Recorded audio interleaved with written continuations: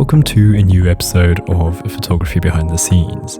In today's video, I'm out at the edge of town in a little place with many houses, a couple fields, and an overall quiet environment. I had a new film camera with me, the Zenit-E, and this is where the twist, I guess, of this story comes in. So you see, the Zenit-E is pretty much like any other analog SLR, and therefore I didn't really think about my choice when I took it to this shoot. I actually wanted to make use of the self-timer function, however, there was something important I missed. The Zenit-E only has shutter speeds from 1/500th to the slowest being 1/30th of a second. Seeing as I was intending to do night photography, I was kind of counting on the 1 second exposure which I get from the Pentax, not realizing that the Zenit doesn't give me this option. I only noticed this when I was about to shoot my first shot. So I had to decide on a solution because I was not planning on going home. And so I decided I was going to shoot the whole session in bulb mode and do my absolute best to press and hold the shutter without shaking the camera. And that brings me to this first photo. I found these two cars parked outside with a lamp shining its light onto them from behind the bush. Also, I was keen on having that blue hour sky in the background, which I think is wonderful instead of having it completely black. All in all, I find this scene here to be quite cinematic. It feels a bit like a film still. Something I'm really not sure about is that bright lamp on the left. It's brutally distracting because it's the brightest thing in the photo but has no real significance for it. However, I do enjoy how it illuminates the bush so that the left edge of the photo is not just pure darkness. I don't know, what do you think? Then I strolled through the streets of this neighbourhood and found this scene here, which I saw some potential in. Unfortunately, the house turned off one of its lights, which I actually would have loved to have in the photo, but I got it nevertheless. Here it is. By the way, the film I'm shooting here is my first ever ISO 800 film. It's a roll of Lomography 800. A couple months ago, Lomography contacted me and sent me a couple rolls of their film, which is so kind of them, so thank you to Lomography. This photograph turned out quite alright, I'd say. It doesn't stand out to me, but I do enjoy the scene captured in this one. However, I missed that light in the window on the right. Now that part of the photo is just black. Then a little later, I found yet another interesting house with a cute garden this time and this mirror which initially caught my attention. This photo too is not outstanding in any way to me, although I do have to point out that this bulb mode technique seemed to have worked. I was worried about the tiny shakes I would cause by pressing and holding the shutter, but I think it's fine.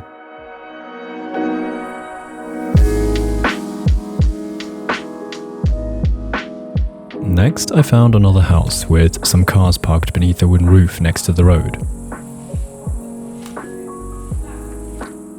This is what I got, and I think it's quite cool. I like that the windows of the house are lit up here and the way the car is hiding in the shadow. Again, I find this scene has a cinematic quality, which I think might be due to the artificial lighting. The lighting here is not particularly good, but it feels dramatic and worth of a story. Then I found this orange house, which caught me with its colour at first, but then also that window with its open blinds, which intrigued me. It felt a bit odd because at night everything closes and people retreat into their homes, but these open blinds contrast that with a sort of welcoming feeling. However, overall, the photograph sadly didn't turn out as cool as I hoped it would. The window and the wall are interesting, but that's pretty much it. The scene as a whole doesn't really speak to me. Then I came to the main road that goes through this part of town, and I waited for a couple cars to pass so that I could stand in the middle of the road and shoot a center-focused composition of this place.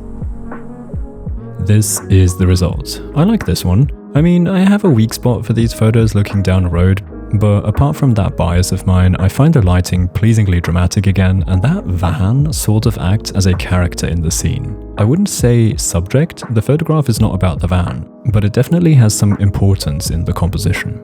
Also interesting here is how the film is reacting to the lights. As you can see, Lomo800 seems to get these light red halations around the lamps, similar to what we see with Cinestill 800T.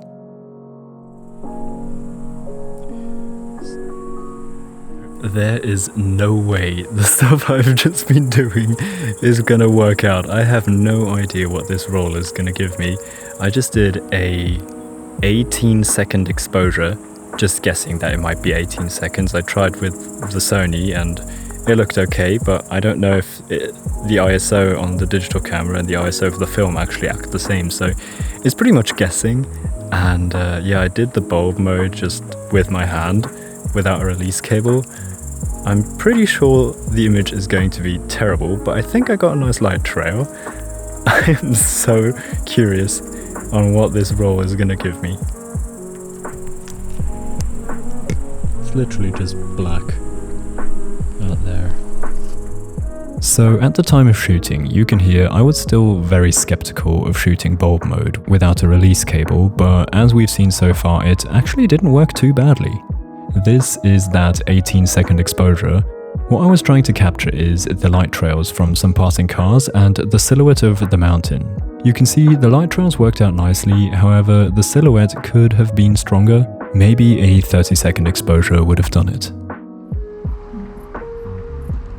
Then next I was approaching a bridge that is under construction and therefore beautifully lit up. Before getting there, however, I decided to get a shot of this road that leads to the bridge.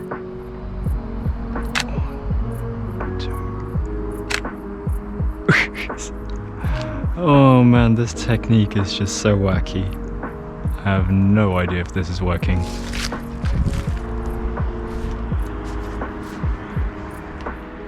This is what I got, and I think it's interesting. I enjoy how the composition turned out, but lesser how the lights look here. But seeing as I was shooting below a warm tungsten light, I shouldn't expect the road to not be yellow. The trees at the back look pretty nicely lit, whereas the actual construction is overexposed, so all in all, it's a bit of a mess.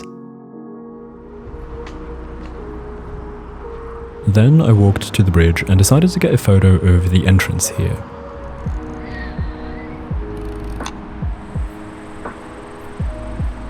This one turned out nicely, I find. The lighting is again quite dramatic in a good way, and there's a lot to look at here, which I think makes the scene quite interesting.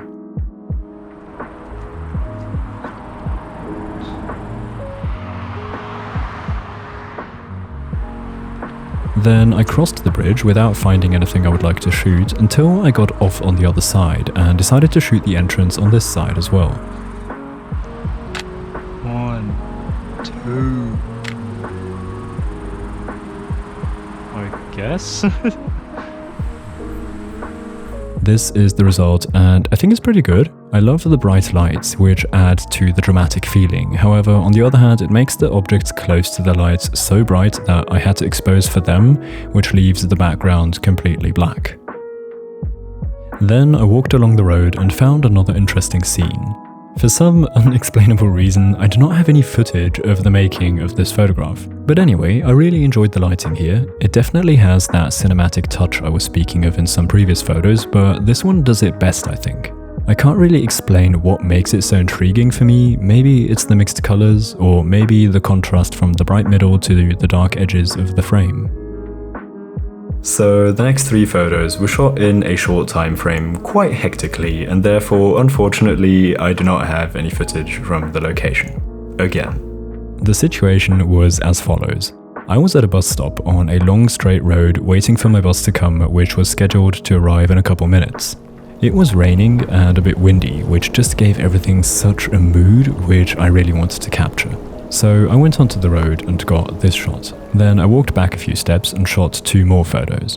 And after that is when I would usually record some video, but the bus was arriving, so I had to catch it, and that was it. I guess it was a rapid end of the shoot.